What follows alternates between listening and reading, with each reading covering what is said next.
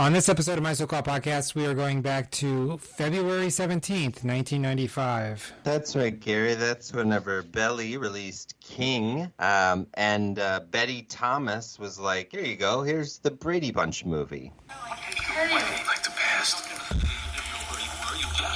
The movie never changes. It can't change, but every time you see it, it seems different because you were different. You see different things.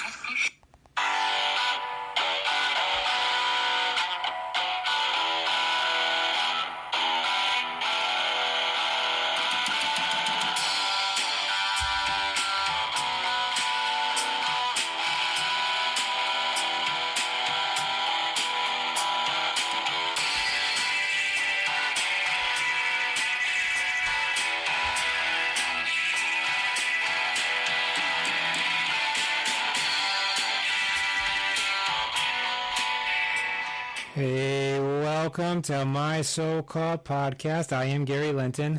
And I'm Eric Spiegel. And this is a podcast where we go back to a week in the 90s. We look at an album and a movie that were released roughly the same week. Eric, you picked these. Were we pretty good here on this week?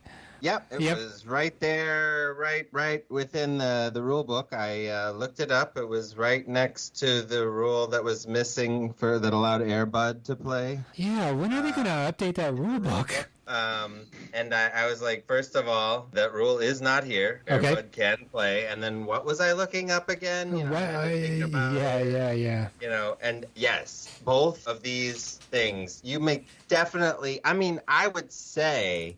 We make the joke, Gary. You definitely went and picked up the album on your way to see this movie, right? Yes, yeah. Because it's very rarely the case, right? Because sometimes it's like experimental pop by a band that was never released in the States until 2000, for example. That's right. And we're doing the Cannes film release of the movie. It's like, so you had to be in Cannes and you had to be in Japan to pick up that album the same week. Right, and you had to have tickets to the hottest thing at Cannes. Exactly. Totally doable. No, but I'm just saying, I feel like, you know, you and I and our guest maybe less likely, given his actual location in the world at the time, but I don't know how common this was for you. You had to get to town for this to happen, but, you know, we joke, go pick up the album on the way to see the movie. Gary, you very well might have done that, right?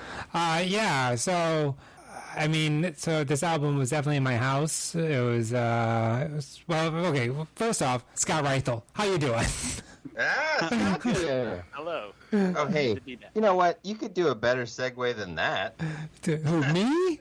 Yeah, just be like, okay, here, I'm going to give you some feedback, Gary. You could be like, it was in my house, just like our guest, Scott Reithel is. But that would be untrue. So...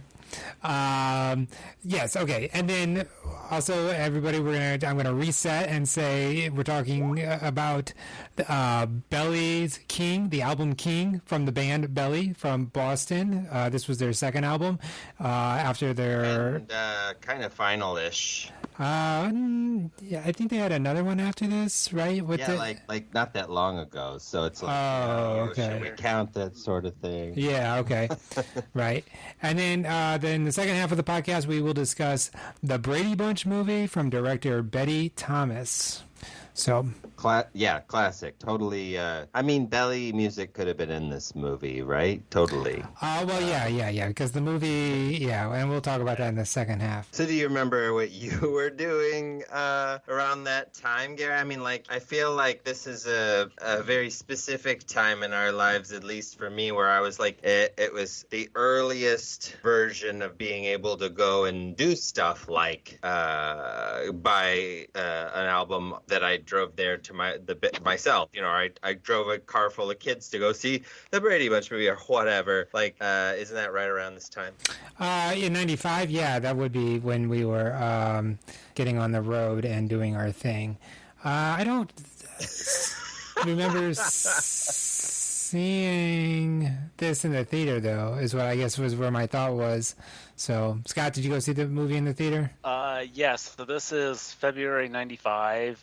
This would have been the winter semester of my first year of college. Okay. And I definitely saw this in the theater. I want to say there was like a dollar theater nearby after the movie was in not just released. So I feel like I saw it in the dollar theater. Oh, okay. Yeah, that's a good. That's excellent judgment. Yeah. Yeah, for sure. Like that was definitely the move. And then as far as Belly goes, I did not buy the CD, but I can talk more about that when we get to it. Sure. Okay. I did not buy the CD. I love that. There's some foreshadowing there, Gary. We don't usually have foreshadowing. This is some high class podcasting that I feel like, Scott, you're a professional performer. Like that was good stuff. Like, oh man, now I want to hear what you have to say about Belly. But everybody's gonna have to wait, aren't they? Right, because for all the listeners that are used to us doing trivia, we're going to try something new here. Are we? What are we going to try, Gary? As everybody knows, that music is from Total Recall. What do you mean? And so, this is a game we're calling Total Recall. Yeah, in honor of Jerry Goldsmith and Oliver Hoven, and I don't know, Sharon Stone and Quado, the whole gang. You know what I mean? That's right. It was a great era of practical special effects and extreme gore science fiction. It's not what we have right now. It was weird stuff back then. I liked it. Anyway, so in honor of Total Recall, we're gonna play a game called Total Recall. Gary, what the hell are the rules to this? Oh my goodness! The way this works is, Scott, I don't know if you want to chime in, but the way it works is like one of us will pick a category, and they'll start us off with somebody from the category or something from the category, and the next person has got to repeat that and add their own from that category, and it goes on and on until somebody F's up and the scoring commences, right? Wouldn't you say that's a good succinct? Yep, that sounds like that's what this game is. Real quick though, I just want to say, Total Recall ruined for me. I watched it so much that like people can't say 2 weeks to me now without me thinking of Total Recall, and you can't say there's gonna be a surprise. Get ready for a surprise. Consider that a divorce. Exactly. Yep. It's so quotable. Really good first category for you, and it's on that kind of note. Okay, Scott, what's our ready? first category of Total Recall? I love Wayne's World quotes. This is the most impossible category. Thanks for starting us off with a softball. We're at the experimental segment. Here That's we go. right. So who goes first? Eric, you can go first since I'm winning. Swing. Party time, excellent. And what? If you're gonna spew into this. No, you have to say swing. And Oh, you're right. All right, you get that point. I messed up. Thank goodness we put a bullet in that category. That's right. Really, I like it. I'm sad. I think you wasted it. Because I forgot the rules. That I had to keep saying it. We could call that a mulligan and start over if you want to. No. Okay, so who does the category next? I don't know. I guess I will come up with a category of actors in the Brady Bunch movie. No. Wow, okay, fine. Shelley Long. Shelley Long, Christine Taylor. That's what. You, Scott. Oh, sorry. Shelley Long, Christine Taylor, Gary Cole. Shelley Long, Christine Taylor, Gary Cole, Michael McKeon. Oh, okay, yep. Shelley Long, Christine Taylor, Gary Cole, Michael McKeon, Christopher Daniel Barnes. So that's Greg. He's so good. Yeah, he's pretty good. He's 100%. Every single scene. 100%. All right. Shelley Long, Christine Taylor, Gary Cole, Michael McKean, Christopher Daniel. I don't remember the last name. Barnes. That's all right. So I guess whenever that happens, neither one of us gets a point, Gary. That's right. Or it could be whoever was last gets a point. Gary would get the point. Okay. Yep. Remember, I said you are the one that's in charge of the score. We're not voting on it. You just tell us how it works. So Gary got the point. All right. Yes. So, Right on, Gary. And then, so then my category is just going to be one-word album names, and I'll start with King. oh, geez. See, so I don't think I have one. I think you already beat me to it. I don't know. Okay, King. I don't think In Utero. King In Utero? Does that count? That's 2 words. Okay. But you're so close. Think about the same band. Oh, Bleach would have been a good one. No, go ahead. Yeah. I'm gonna allow this. Go Okay. ahead. King, Bleach, the ump says, never mind. The ump says King. Oh, yeah. Okay, King, Bleach, Nevermind, 10. Oh, yeah. Okay, well, King, Bleach, Nevermind, 10 versus.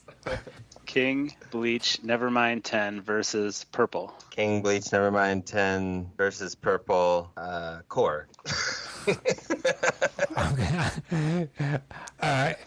King, Bleach, Nevermind, 10 versus Purple Core, and I'm gonna go back to Star. You stole mine. Can I give up? I'm gonna give up. I'm not gonna do this. I don't like it. King, Bleach, Nevermind 10 versus Purple Core Star. Yep. Bad Motorfinger. Is that one word? It's a run-on word, I guess. Yeah. I think it's all one. It makes it super impossible to keep going. King Bleach, Nevermind 10 versus Purple Core. I don't remember. It was Star. Damn. Oh, Bad Motorfinger. Star, Bad Motorfinger. I knew I was out. Boo. Because I had the King Bleach Motor 10. Like, it helped me remember it. But never mind, 10. King Bleach. We should have kept going with Vitology. Yep. There's a lot of them. It's a good category. I mean, I give myself credit for getting us up there. You guys have great memories and a deep well of album title knowledge. I stumbled at the beginning, out of the gate, but that's all right. You just had to access that limbic zone. And yeah, exactly. Anyway, so that's a point for Scott. Scott. You got a point, and I got a point, I think. I think Gary gets the point. Yeah, Gary gets the point. So that's 2. So that's 15 to 12, Gary. So that's our new category. Thanks for being guinea pigs. Thanks for listening, to Total Recall, baby.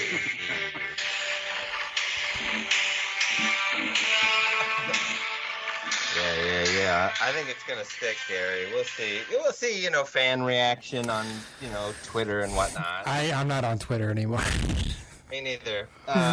So, and we don't have fans on any social media either. That was the joke, actually. I gotcha. Okay, well, we're going to go ahead and go from that to... I mean, our fans, they're private people. They get on the internet, they download their podcasts, they watch their VHS copies of the Brady Bunch movie, they listen to their CDs of King, Maybe they get onto Amazon Prime to watch 90210 reruns. Maybe.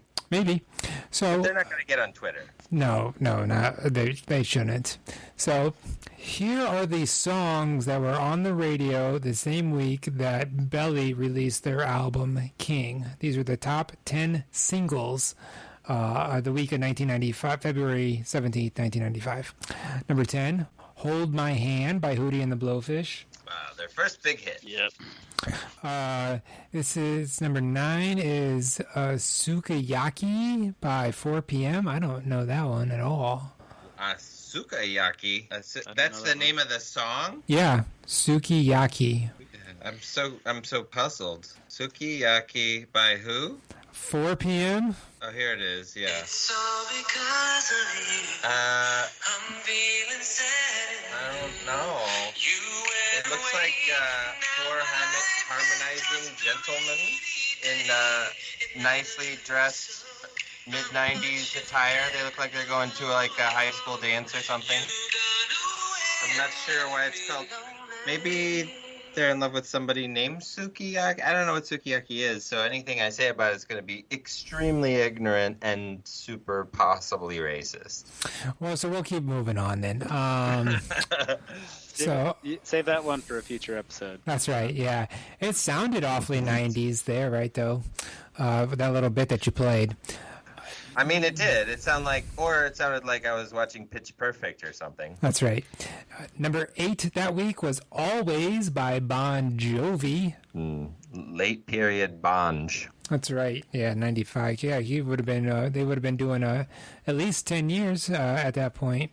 They really hung on for a while. I mean, with like sort of Y98 ballads for like I imagine this one to be.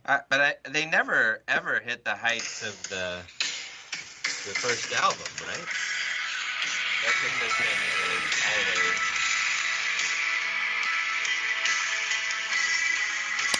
always. No, they never hit the heights of their first album because it was a Stone Cold classic. There's a lot of instruments in it. Yeah. Number 7 that week was "Candy Rain" by Soul for Real. Soul for Real. Wait, Is that a 4? No, it's FOR. Oh, what the hell? Exactly. Why bother? Come on. Exactly. Soul for Real, Candy Rain. Yep. Sounds like this. We'll go to more the middle. Here's another 4 harmonizing gentlemen. Excellent. So, yep. Maybe attempts to start boy band? It keeps number 6 that week is a song we all should know is "You Gotta Be" by Desiree. Yeah, she's so bossy. Yeah, well, you know what? Somebody needed to kick my butt and tell me I needed to be. So, I just don't understand her instructions. I have to be strong. I gotta be hard, and I have to be wiser. Yep. And then I'm like, why? And she's like, I don't know. All I know, love will save the day. It's like, fuck off, Desiree. Whoa. No, she does not need to. I'm confused by this advice, is all I'm saying. Number 5 that week was "Baby" by Brandy. I don't have anything, really personal to say about that one. I must have been confused by that other song for a while. Yeah. You guys know Baby by Brandy? I'm not familiar with this particular song by Brandy, no.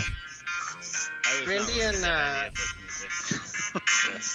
is Brandy, I Know What You Did Last Summer too? Is she in that?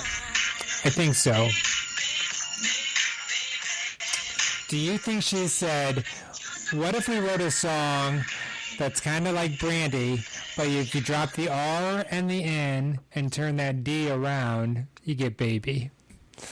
So that's Brandy Yeah. with "Baby" at number what? That was number 5. Number 4 is "Another Night" by Real McCoy. Another night. No. Go ahead, Gary. Nope, you got it. Number 3 is "On Bended Knee" by Boys II Men. Scott, that's 2 as in I. Roman numeral 2. Good job, Boys to Men. Yep. I believe, is there a Z in there too for boys? Yes, there is. Yes, yep. I'll be honest. Whenever a hit Boys to Men song would come out and it was a ballad, I would get excited almost always because I was always hoping that they would hit the highs of Hard to Say Goodbye to Yesterday and End of the Road, which they never quite did again, even though they had hit just as big. I just never felt like they were quite as good. But this one on Bended Knee, I've heard a million times. I could not hum it for you. Yeah.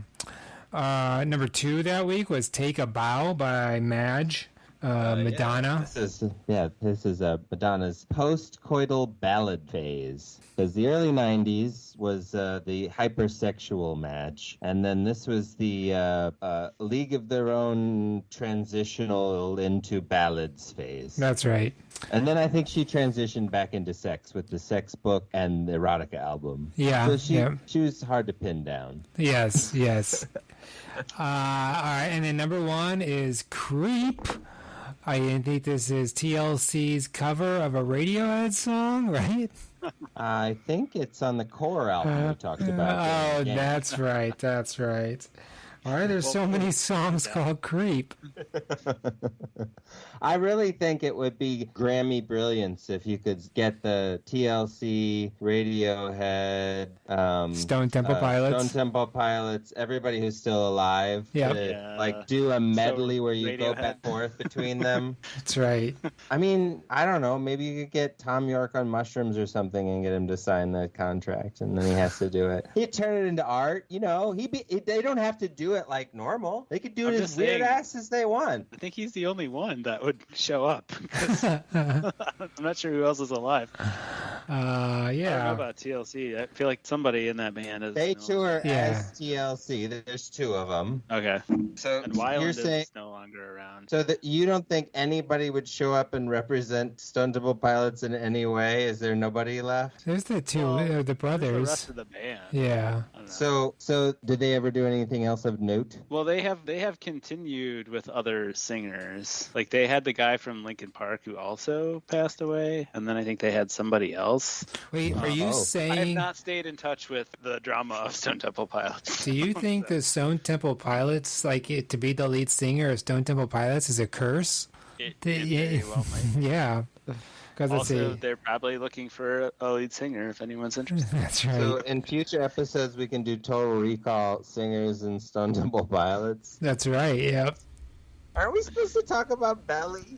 That is now. Yeah, you. So number 1 was "Creep" by TLC. Those were the songs that were on the radio when Belly released their album King.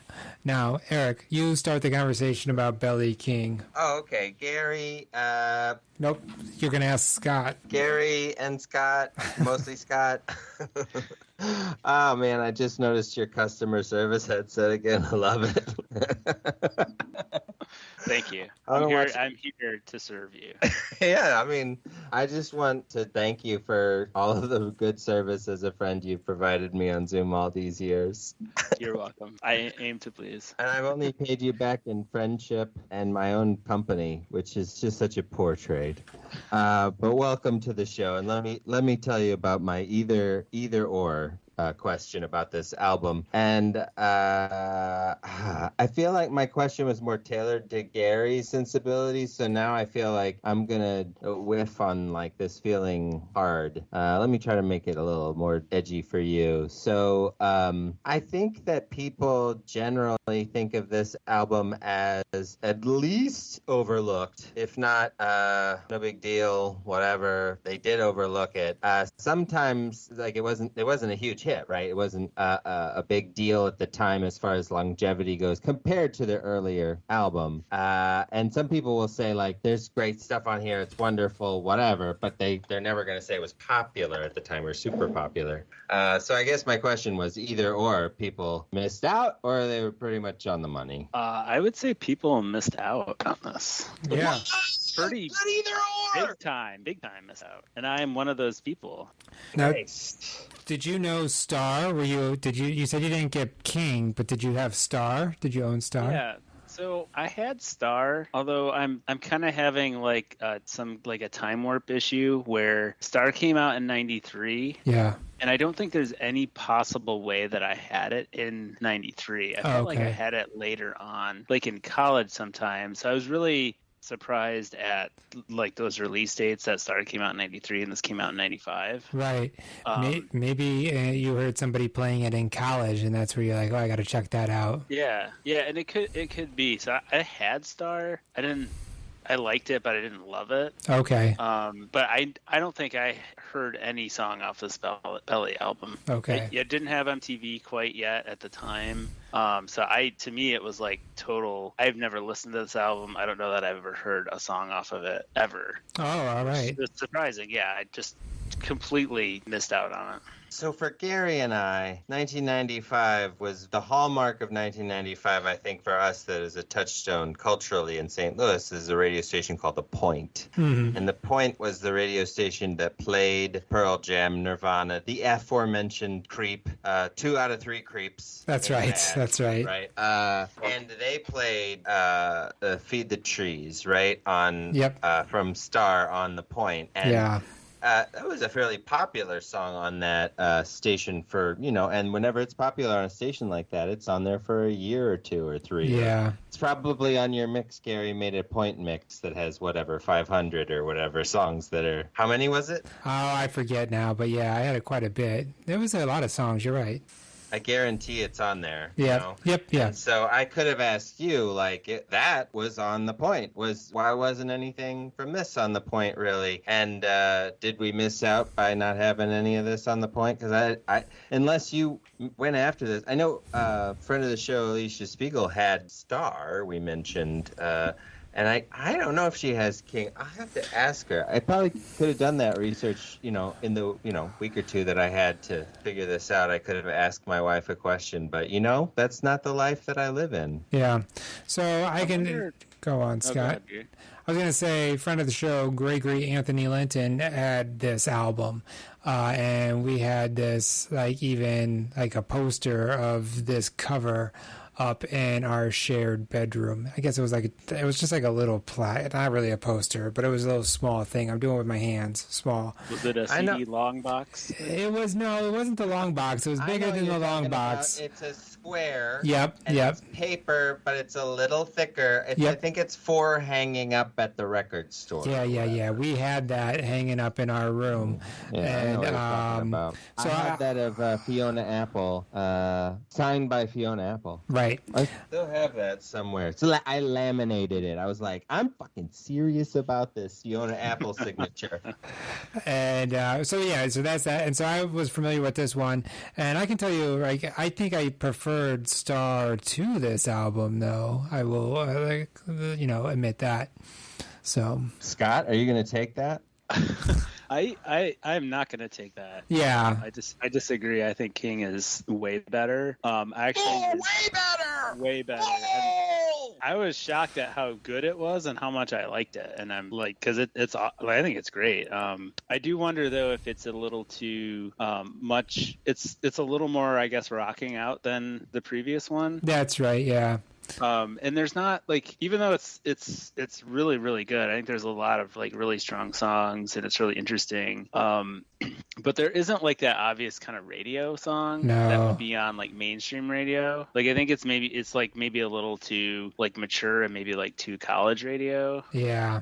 So it looks like there's videos for Now They'll Sleep and Super Connected. So those were two. I feel like Super Connected is a radio hit. Yeah. I feel like that could have been a radio hit. Yeah. If that would have been. So I'm wondering if it's because you're saying the first album's more of a fits into that evolving category of sort of Lilith Fair music that what was acceptable for women to do. Yep. Whereas this, you're saying, really kind of encroaches on the core versus Vitology space more. It rocks a little harder, and she is actually kind of fun to hear her voice juxtaposed against the particularly rockin' songs, I think.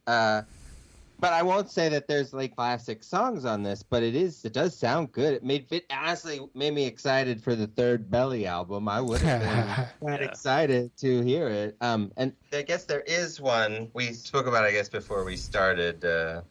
When did you guys, I guess, so this band features a famous lead singer, right?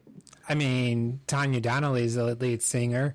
She was in a band you may have heard of called The Breeders before she was in Belly, and then before The Breeders, she was in Throwing Muses. Right. So you would consider that, I would consider that to be a famous person before she was in Belly, right? Yep. And so, so there's an album that came out 2 years ago called Bees. which I think the Bees is probably the weaker song. It was too long as I was re-listening to it, and I think it's probably because I was familiar with it and I was re-listening to it as an assignment. And when I was like, "Oh, the Bees, this song's still going on? 5 minutes? Come on!"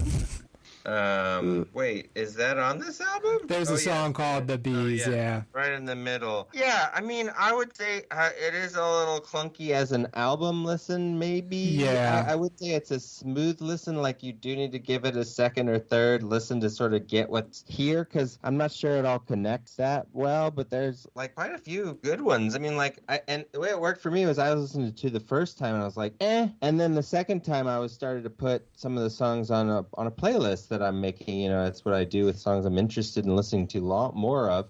And I put a few of these, like 4 on there, and I have listened to them a little more, and it's like, these are good tunes. Did you put Red on? I think Red's one of my favorite songs on the album. Oh, this is going to be a fun game, guys. I put Super Connected, I put Judas My Heart, and I put Red. Those are the three that I put on there. Those are 3 good choices, yeah. But it's I really like Now They'll Sleep also, and Seal My Fate are also really good. Yeah. So, Now They Sleep was their second single, and then according to Apple Music, Seal My Fate's the most listened song on this album by Apple Music listeners. Same for Spotify as well. Oh, okay. I wonder if this would have done better like a couple years later when like the whole Alanis Morissette thing was going on. Well, that was in 95 also. I guess the album 95? Well, the album came out in 95, but you're right. I think she hit a couple years later. But I mean, I agree. It's definitely misogyny and sexism that says, the rules of rock and roll are still more sexist than any of the other entertainment industries, according to people like women who are in the industry. Like, they're like, who's the most famous Me Too person in the music industry that's, been outed and fired? Nobody. Right. Anyway, well, that was fun, right, guys? Right. I went and saw Belly. We saw them in concert with the Catherine Wheel. And do you remember, where she guest starred on Judy Staring at the Sun for the Catherine Wheel? Yeah. And so she came out and she sang that during the concert. It was a pretty good. Awesome. Yeah. That's incredible. What year was that? Oh, Eric, man, shoot. It would have been around that time, right? I think so. Yeah, it would have been. It was that's all I was after was around this time or 2 years ago. Oh no, yeah, it was in the 90s around this time. Okay, well I feel like I wouldn't have even understood how cool a concert I was actually at. Well, yeah, that's because I had an older brother who took me there. That's what, Right. So, did you get it where you were and what was going on for real? Yeah. I wasn't 10, but, I know, but I don't know. These days you could look up the Catherine Wheel and be like, they're a highly respected blah, blah, blah. I guess you got Rolling Stone. Yeah, well, and then that song, that Judy Staring at the Sun was on, especially her version. It's disappointing because the album version of Judy Staring at the Sun doesn't have Tanya Donnelly on it. And Are you telling me your memory of the live experience is better than the album track somehow? Well, so it was this single that they released with her on it, and then I think they reissued the album with that on it, her version. But it was there was a video of Catherine Wheel with her. Like when they added Gwen Stefani to that one Moby song. Yeah, exactly. Yeah. Scott gets it. Yeah. Why don't you get it, Eric? Oh, no, I get that. Thank you for bringing it to my level. And then they made a video with Gwen Stefani and Moby. Yeah. That's right. It's a business. It's the business of show. 3 stars. That album play is still a masterpiece, I say. I think he invented a new way of listening to old and new music together, and it blew everybody's minds, and then everybody got irritated that he was just some guy. I don't know. It was weird. There's everybody loved him and then everybody hated him. It was mean, I thought. It was pretty mean. some guy beat him up. So yeah, Happy Days also came out in 1995, which was Judy staring at the sun. Oh, look. Debbie Downer on this episode. Do I need to? Do you guys need to like cut to me and make that noise?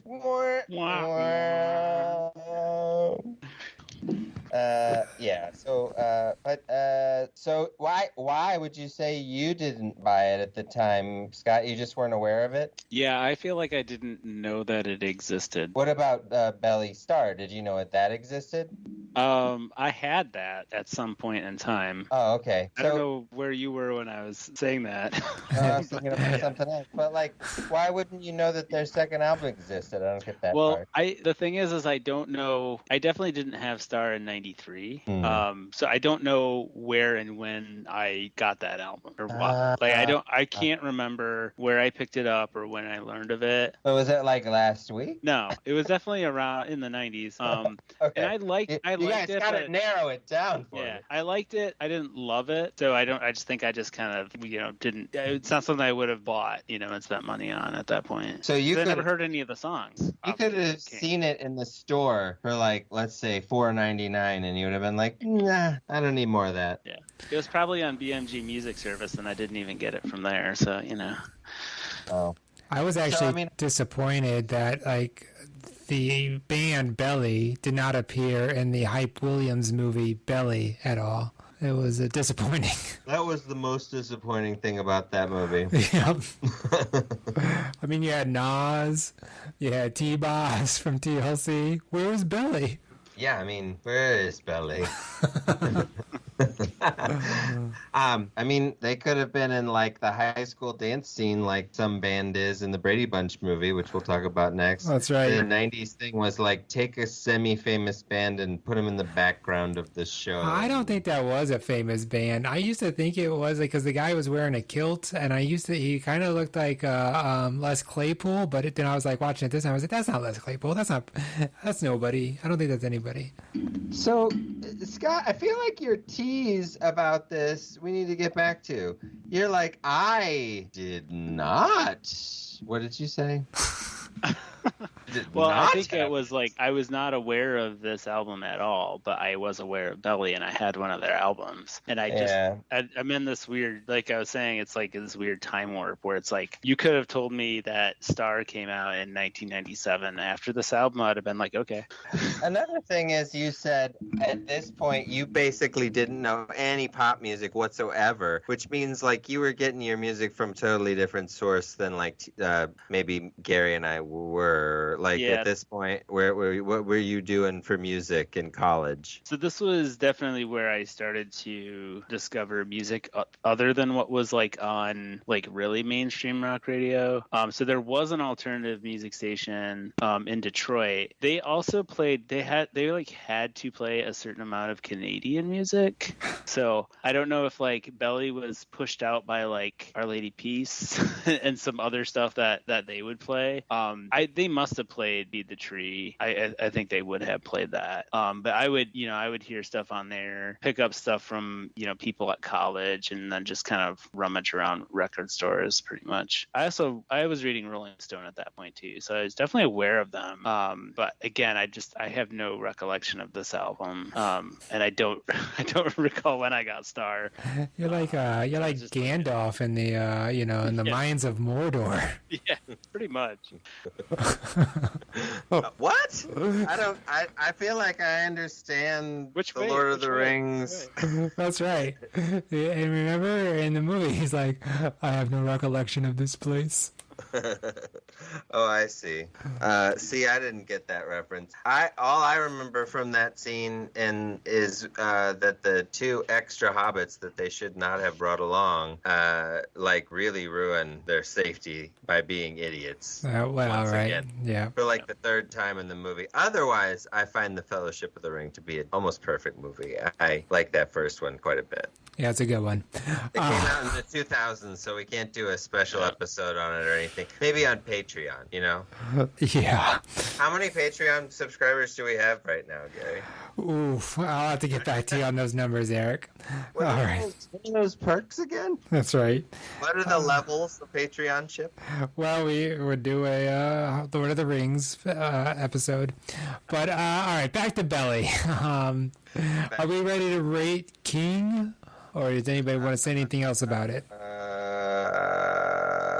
I would. Why didn't? Go ahead. Go ahead. No, you go ahead. It's my podcast. You talk. Yeah, I was just gonna say, like, I think typically when I visit this podcast, I know the album already, and this is an instance where I didn't, and I was really glad to have listened to it, and glad we found it.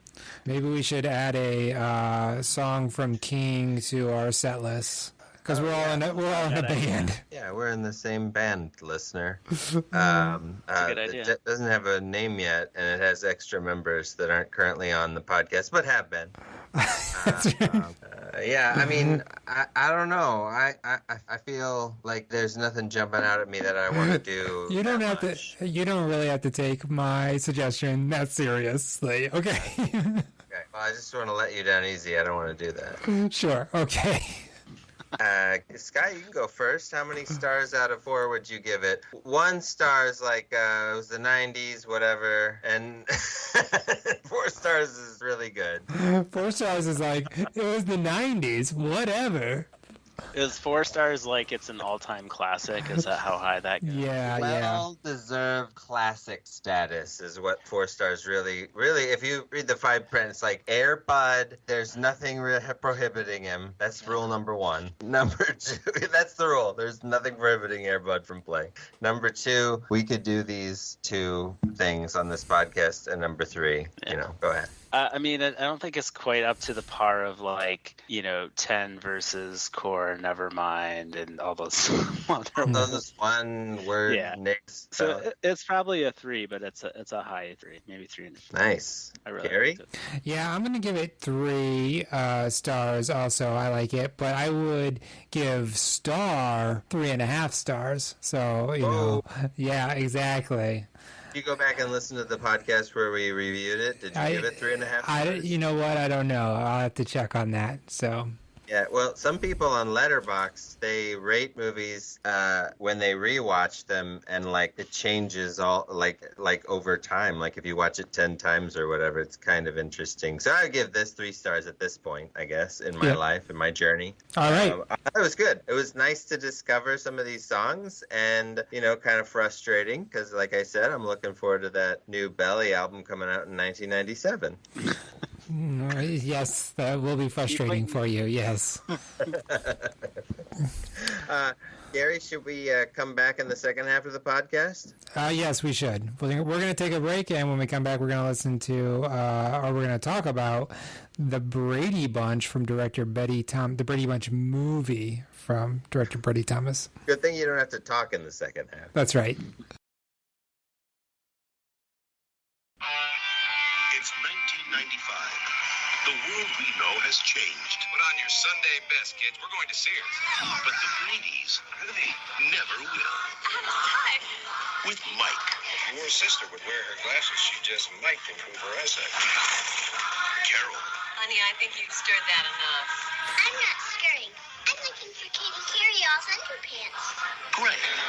All right, this is a car, Jack. Of course this is a car. But my name's not Jack. It's Greg. Bobby and Cindy. Why don't you hop back on the Swiss Miss package where you belong, huh? Okay. Peter. Lunch looks pretty rank. What'd you bring? Pork chops and applesauce. Jan. Hi, everybody. The new Jan Brady. Marcia. Dinner's ready. Oh, my nose. I'm sure no one will ever notice. There will never be a teen model. And Alice. The Brady Bunch movie. Marcia did it again. Marcia, Marcia, Marcia.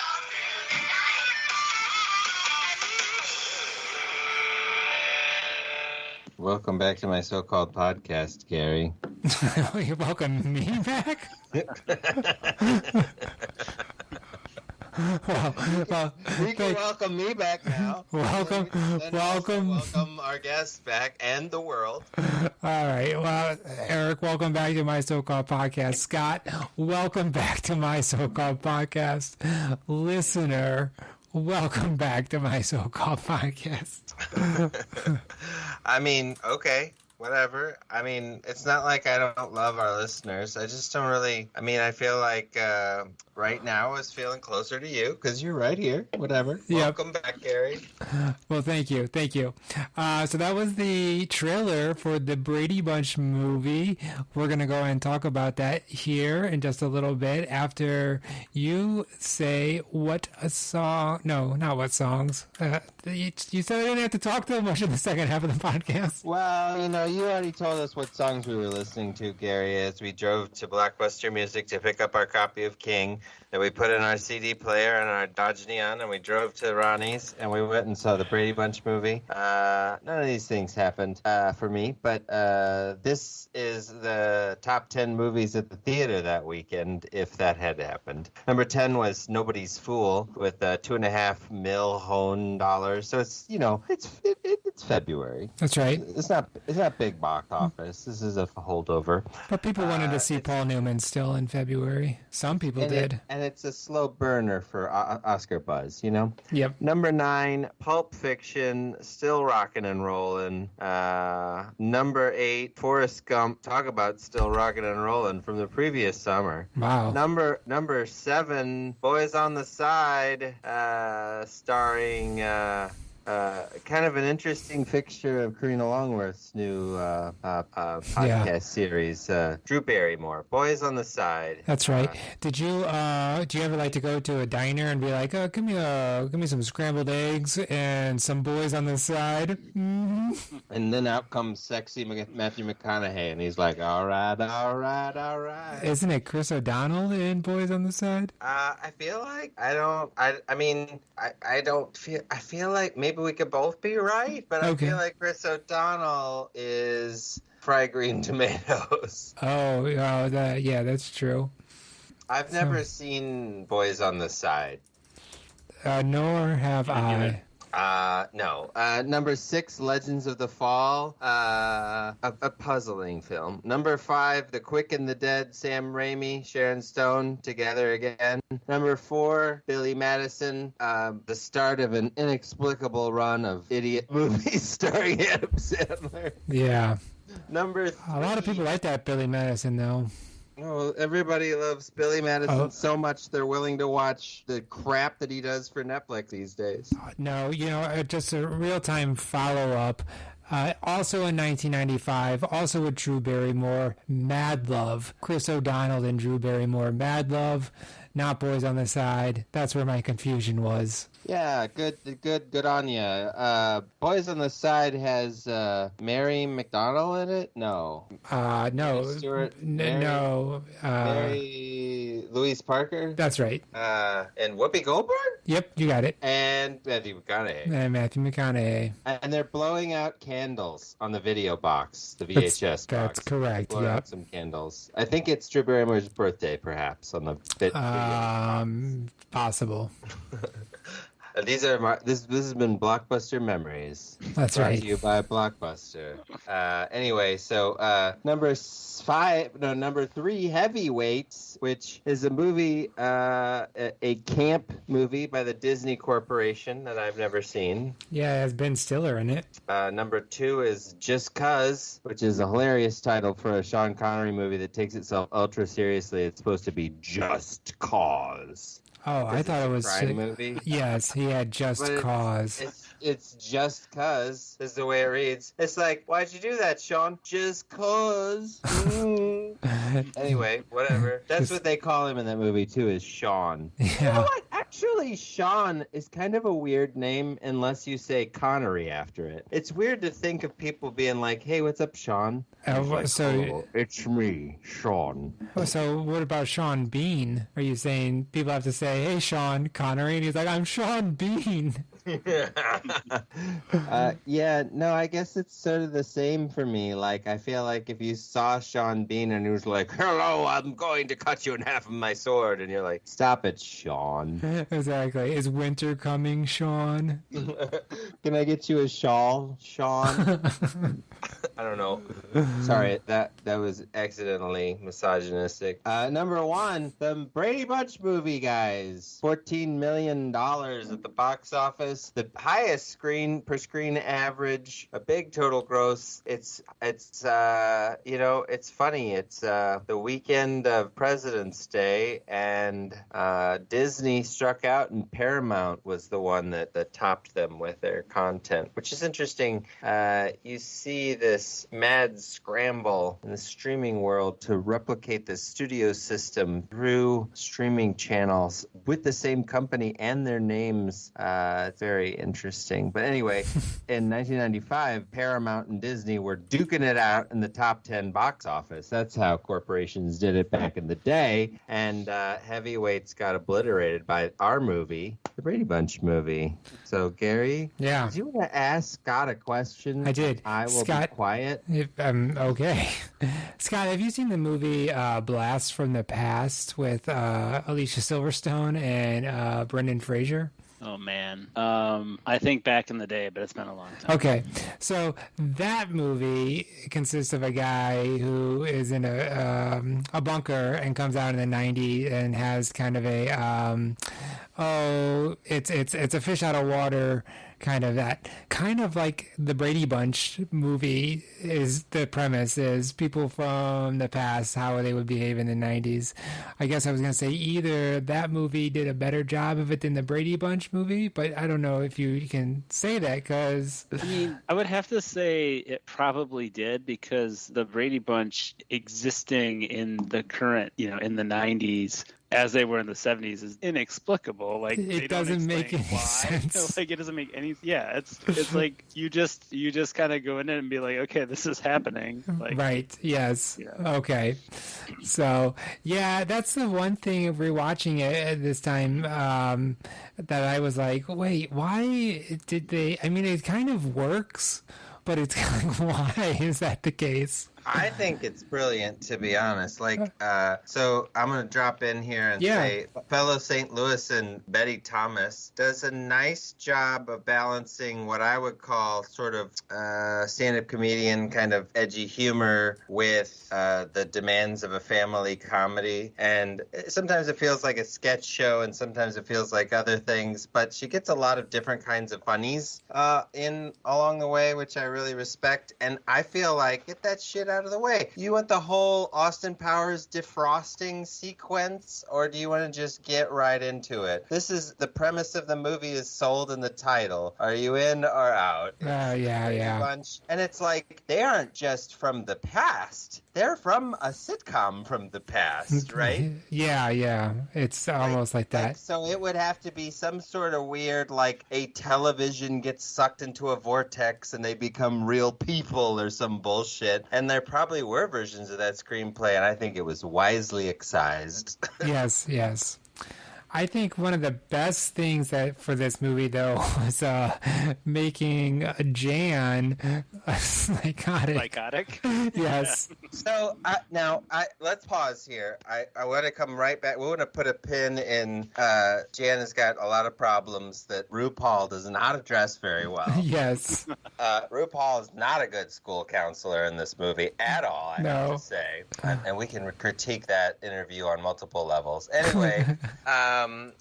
You guys, before we talk about Jan and how she behaves and what goes on for her in this movie, I want to check in with you guys about your level of experience. Oh, yes. Brady Bunch television show coming into this movie, because I would consider myself a near virgin. And by that, I mean, I don't think I've seen a whole episode. So like second base kind of a thing. Wow. And so, like, I get the vibe because it's a famous thing. It's like, I know a lot of stuff that happens in The Godfather 3, but I've never seen it, you know? Yeah, I mean, so for me... The Brady Bunch, the whole run of that sitcom, I just compared to the third sequel, the second sequel of the greatest two movies ever made. Yep. As it should be. I mean, Same deal. Yeah, totally warranted. Yeah, I mean, I growing up, we had basically 4 TV channels. So we had CBS, NBC, ABC, and then there was like the Fox channel, and they were basically the only station that would play anything that was worthwhile or tolerable, like during the weekends or like the early afternoons, like after school. So it was a lot of like, I'm getting this Channel 11, Channel 30 vibe. That's right. A lot of Brady Bunch, We a get lot you. of Leave It to Beaver, a lot of Star Trek. So I Sounds probably like a little Channel 24-ish as well. I don't know. So I probably watched like all of them on like reruns. Okay. Because there was nothing else on. Okay, so you've seen probably all the seasons of the Brady Bunch, you would say. Probably, yeah. Okay, and Gary?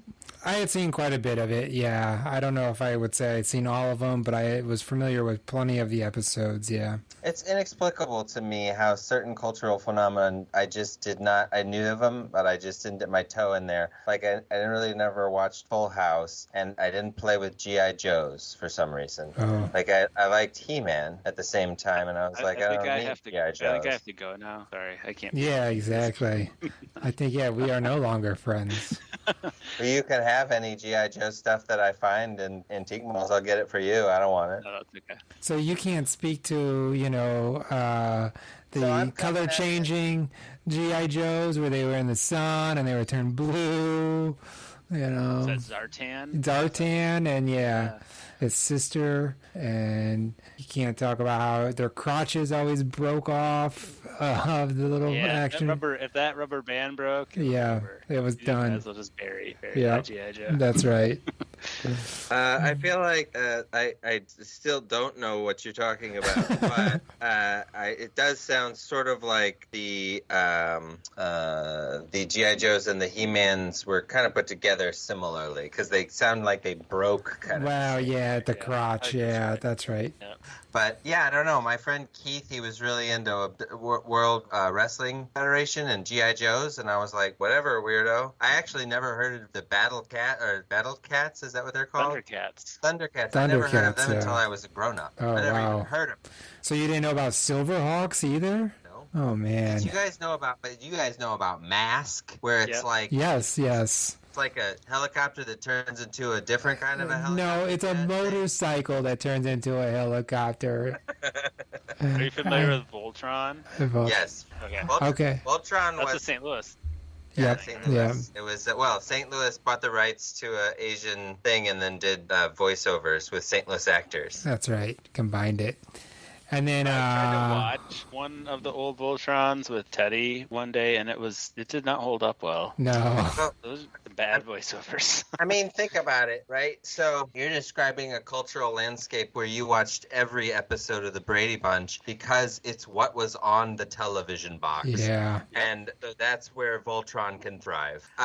In any case, what was your impression of it, guys? Like when you were watching it back then, what did you think? Well, I don't remember it being so... It was just something that was on. Like, it wasn't funny. It's not like I found it hilarious or anything like that. It was just something that was kind of like, okay, I'm going to watch this. And it was just something that was on.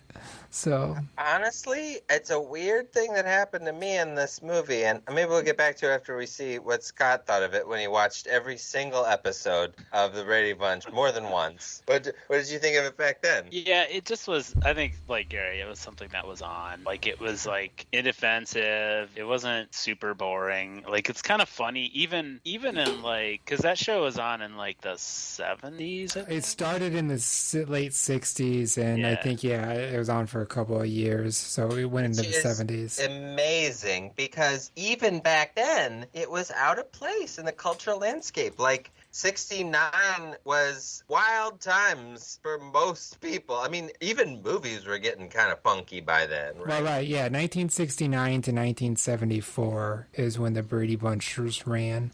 Right. 1969, one of the biggest movies at the box office was Easy Rider, right? Probably, yeah. So Yeah, know, I think I'm just saying. like something like the original Star Trek, it was also kind of interesting to look at because of that. Like it wasn't like a black and white thing like Leave It to Beaver or Right. you know, that what's the show with OPM blanking on it? Andy Griffith show. Andy Griffith show, right? So that kind of like it was a little more interesting to watch just because it was so 70s and 60s. So to me, what I was going to say is like I found whenever it fell into the sort of rhythms of a sitcom, it to be fairly comforting in some sort of a weird way. Like The movie? Like if I think if the Brady Bunch is anything like this movie there's unfunny stretches of this movie, we'll have to admit, right? Yeah. Yes. And during the unfunny stretches, if it's like Gene Smart and Michael McKean, two people who I love dearly, it's unbearable to watch. Yes. Those portions of the movie are disgusting. They're horrible. They're like making fun of all kinds of like creepy sexual behavior. Gene Smart is way better than this shitty part that the Betty Thomas stuck her with. Maybe she's like smart enough to know what Gene Smart had to offer, but like not daring enough to give her something interesting to do or something. Like it's interesting because I find this movie to be surprisingly progressive at times, you know, but then also at other times like, whoa, it was 1995. Right. Yeah, I think you're right. I mean, like it was very much a sitcom, right, where there was like some kind of problem, right, and then shenanigans would ensue, and then it would get fixed, and the dad would give advice, and the movie is set up like that, right, where it's like, oh, there's this problem, we're all gonna get together and solve it, and hooray, yeah, it's gonna be a mega happy ending. But Gen Z watches Friends and The Office all the time, and I think the reason is the same reason maybe you watch the Brady Bunch is that it's got that comforting sitcom rhythm where it's like there is a problem, you're kind of interested, but you know it'll be fine, and there's some sort of an amusing stuff. I find this stuff, I mean there's 6 kids in the family, so you can write whatever situations you want that could happen to any age kid, and honestly, I thought this stuff with the kids was kind of interesting, like, because you don't see like this many different ages, and I thought it was cute when they had kid meetings in the movie. Oh, yeah. Like naive or something, but it's like I thought it was kind of adorable. And the clothes that they're supposed to look ridiculous in are starting to look in style now. Did you guys notice that? Yeah. Some of the stuff sort of looks like what guys are starting to wear. Yep. I just gotta say, so you know, Christopher Daniel Barnes, you said earlier when we were playing the game, he plays Greg Brady. He was on a show called Day by Day that was from the creators of Family Ties that also had Julia Louis-Dreyfus and Courtney Thorne-Smith on it, and a young Thora Birch. So Thora Birch has a little girl on it, okay? And there was an episode of that show where he fell asleep and dreamt he was Greg Brady. And then a couple years later, he gets this part in this movie. That was something that I always was like, oh, I can't believe they did that. So... Yeah, it's amazing how some of the actors they got for this were just dead on. Yeah. Like Marsha and Alice. Yes. Were just like, it was incredible how close they got them. Yeah. And then the Jan character, she does a very good. I don't think that actress has gone on to do anything else. She seems to just be Jan. I hope she's okay. Yeah. So, do you guys feel like this movie is making fun of the Bradys? Yeah, I think it's not. I mean, I think it's poking fun at the sitcom. Yeah, because I mean, some of the there's stuff lifted directly from it, like Marsha breaking her nose, the whole Jan thing, being jealous of Marsha, that happens, but they just amp it up, in here, and the Johnny Bravo stuff, that was also something that happened in the on the run of the show. So yeah, I think it's making fun, but in a like fun way, right? It's not It's not mean-spirited. That's right. Yeah, yeah. Yes, And I think she gets the tone of the Brady stuff so right, and it's all about tone in this movie. And the tone here is we like everybody in the Bradys, even though they all have really obvious flaws, and like they all are playing that rhythm. I looked at Betty Thomas; she started an improv, and that feels right to me. Like let's start. We're in this character; they're all in that character, and it works.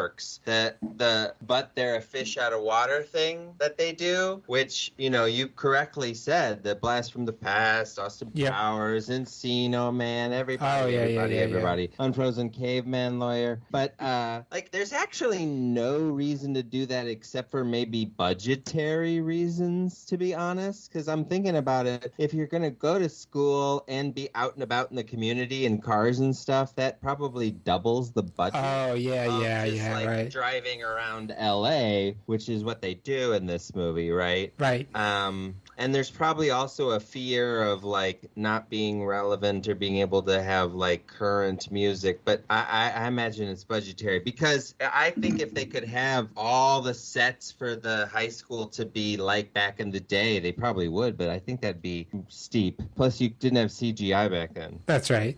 I think it's I remember when seeing this for the first time back then, it was kind of revolutionary to me, what they did and how they kind of put the old characters in the present day. I don't know when Blast from the Past came out, but I don't remember too many movies that did something like that, and I think it made it just way more interesting than it would have been if they just did some kind of Brady Bunch movie. But they do it so much better in this, in my opinion, than they do in movies like Blast from the Past, for example, or Encino Man, where it's so much about that. Right. Yeah. About their reintegration into society. Whereas the Bradys are just who they are. It doesn't matter. It's sort of like they're the Flanders. They're different. Whatever. Yeah. And it's just you go with it. And that makes it so much breezier and not about anything and funny. The problem is everything in the present day sucks. It isn't funny, and it's ugly and gross, and it's just a bad Everybody's decision. an asshole. About everybody's an asshole, except for the one kid at the end where he dates Marsha or whatever. Well, at the end of the sitcom, right? Yeah. Everybody's nice. Will Smith's dad, he's nice at the end, right? So yes, it's structured like a giant sitcom, but that doesn't work when the antagonist is so antagonistic and gross. I mean, especially Michael McKean's son, who looks like he's 37. Yeah. And Michael McKean, inexplicably, is not funny in this. No. Right? It's too over the top. Yeah, right. That's some of the broad stuff, when he has to pick up Cindy's jump rope, but it's the electrical wire has fallen down. Mm-hmm. And so it's kind of that's some of the broadness there.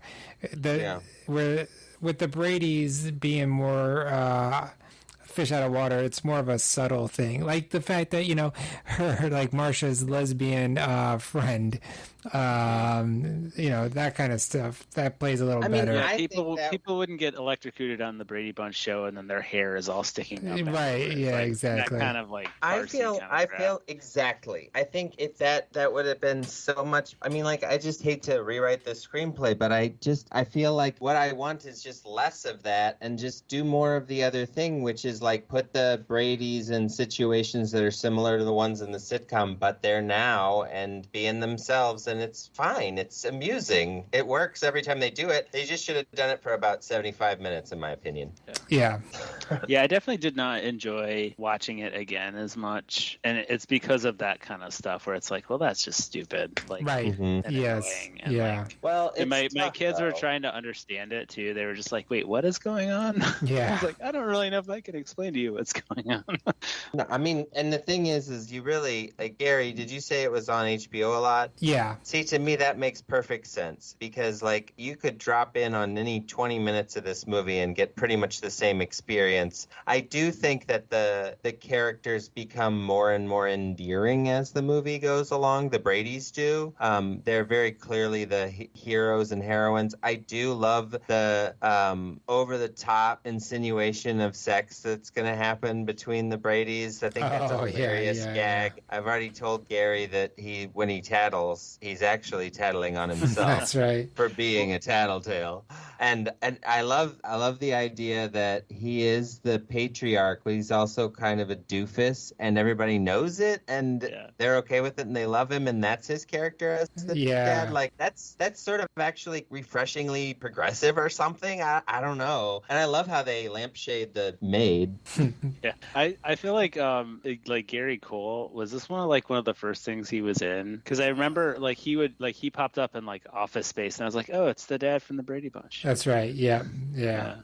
My guess is great. he was in a shit ton of stuff before this, and he was just that guy, and then he got a few iconic roles. I mean, he's more than perfect. He's great in this. I think Shelley Long is doing something. It's interesting. I think it works. Shelley Long, Betty Thomas's co-star in Troop Beverly Hills.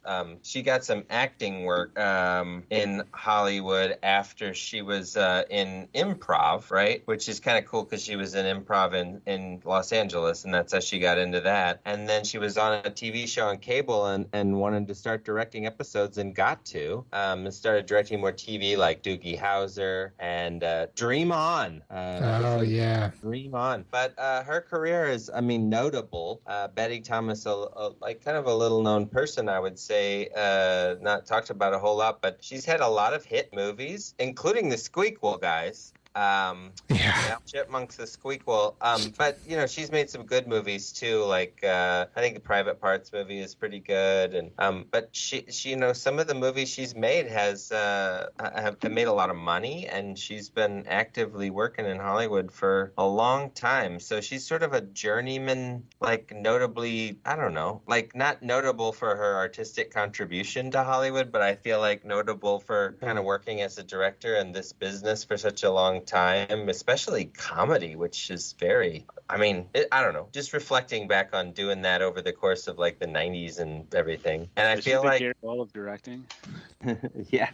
She hasn't done anything in a while, though, it doesn't look like. I feel like this movie is funny, though. There are very funny things in it, and underneath that, there are also like very sweet things in it. But it is undeniably too long, and undeniably there are things that are jokes that just do not work at all. But I don't know. It's sort of like Dan McCoy from the Flophouse. He wrote a Letterboxd review of a movie where he talked about like some movies are like a solid double, and it's like it's okay. It doesn't have to be perfect. There are good parts of it. Although yes, I watched this with my children too, and it's inexplicable. Especially I feel like the neighbors are wanting to have sex with the children, and that's a joke portion. It's like the culture doesn't quite understand sexual abuse yet. And then in a few years, people in the culture will and be like, oh. Yeah. So there's definitely some dated parts of the movie. That's Debbie Downer alert! That's right.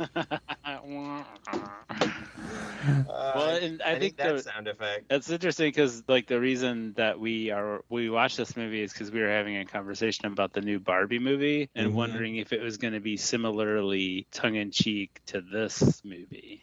So I'll be interested to see how they. Well, do that. And I think that honestly, that is one of the things that, for me as a film fan and a film geek as I am, I highly anticipate what is going to be the tone of that movie. Because you really don't know until you watch it the first time what genre a movie is going to be, unless it's a sequel or something, right? You know what genre it's like purported to be in, but you like never have had this. To think that Greta Gerwig is making this movie, I feel like it's got to be something a little off, right? So I don't think it's going to be this movie. I think Betty Thomas is trying to get a bunch of funny people together and make a funny movie that looks a lot like that old TV show when it's trying to look like the old TV show. And I feel like, I don't know, that's something. It's fine. It's good. It's silly. I feel like from a filmmaking perspective, they do a nice job recreating the costumes of the time and look of the time. Hairstyles are right on. Well, yeah. And I mean, that was a little, I guess, probably a little easier to do. I wonder, because, you know, the show was shot on a studio set. So they were probably able to be like, well, yeah, we'll just go into a studio and recreate this. Well, and it's almost kind of meta, right? Because, like, the places where they made the Brady Bunch are not special in Hollywood. They're everywhere in a lot of ways. Well, back then, you know. But I guess maybe, I guess if you think about it, you could take it back because you probably could build some sitcom-y looking school sets or whatever. But then the whole movie would look like a cheap sitcom. So then it would be like, is that a movie? Right. Yeah, they didn't want to do the whole thing like that. I do kind of feel like that's what it is. That they felt like they had to have them be in the 90s because back then, if you did that whole thing, it would be like it's just a TV show. It's not different. Right. Yeah. Like, I feel like they needed to do that, make it different somehow. But now it's just like hook. Yeah. Right. Like, you know that Barbie won't be that. It won't be Barbie falls into a well and comes out in the 90s. She should. I mean, actually, if she comes out in the 90s, I would watch that. Yeah. How about Barbie falls in a well and comes out in like the 1390s? Those shoes would be useless. That's right. She's a witch. The Barbie 1390, how fast does it take them to burn her? Yes. So if Barbie time traveled, would she be just like 14 inches tall, or is she human size? Is Margot Robbie short in that movie, like really small? I think they're supposed to be dolls, so yeah, I think if you from that movie, I mean, I don't know. We're talking about a movie that we'll all wait and see it. Okay, well, the thing is, okay, so that's where it started. I do not think it'll be like this, but I was like, I don't know what it's like because I've never seen that, and you were like, what? Get the hell out of here, and you punched me in the face, and that started a barroom brawl. Yes, it was at a middle school band concert though, and like everyone was kung fu fighting, like it was the whole thing. I mean, that was so. The interesting thing is, like, there's stuff in this that feels so true to the 90s. To the time, the moment, and there's some stuff that's like so phony baloney. It's weird, but like for example, Alicia pointed out this has got some choice 90s eyebrows in it. The really thin, high eyebrows of the girls that hang out with Michael McKean's son, and that's Marissa Ribisby. Who's that? Giovanni Ribisby's twin sister. Oh, okay. She was in Dazed and Confused. She was in Dazed and Confused. Ooh, I'm getting an education here today, guys. Beck Hansen's ex-wife. Oh. Who's ex-wife? Beck. Oh, wow. She's sort of like a if Saturn is fame, she's like one of its rings. That's right. There was the remark about somebody being harder to get into than a Pearl Jam concert. That's right. Yeah. Which was very nice. That was very true. In 1995. That's right, because the whole Ticketmaster saga. Which Pearl Jam was right as usual. It's still going on. Yeah. As is the overt misogyny of treating women this way, and you're the good guy in a movie. That's right. It doesn't signify that you're rapey, which is what it sounds like. But yeah. Debbie Downer! It happened again! Yep. Well, all right. I guess, are we at the point where we can rate the Brady Bunch movie? What was Greg's name again? Christopher Daniel Barnes. I mean, in a just world, that guy'd be nominated for Best Supporting Actor for this role, I feel like. Yeah. But it's like, this movie's not respected. This kind of performance isn't respected. Well, actually, so Eric, are you gonna watch the Very Brady sequel now after? I'll tell you. You want to know a secret in my process here? Yeah. I was gonna watch it if its IMDb was higher than this one's. Oh, I don't think it is it? Nope. No. So no, it's not enough for me. It's not enticing enough. But I mean, I did think that he just knocked it out of the park. I mean, in a way that is so tough to nail. He's just phony enough to let you know that he's doing a Greg, but he's real enough for you to like really actually care about his character. In every scene, it works. I don't know why. It's just he just does a really great job. It's great. I mean, he's Greg-esque already. I think maybe that's why he had that dream. Like, yeah, in that show. Yeah, you're right. yeah, he's already Greg-ish.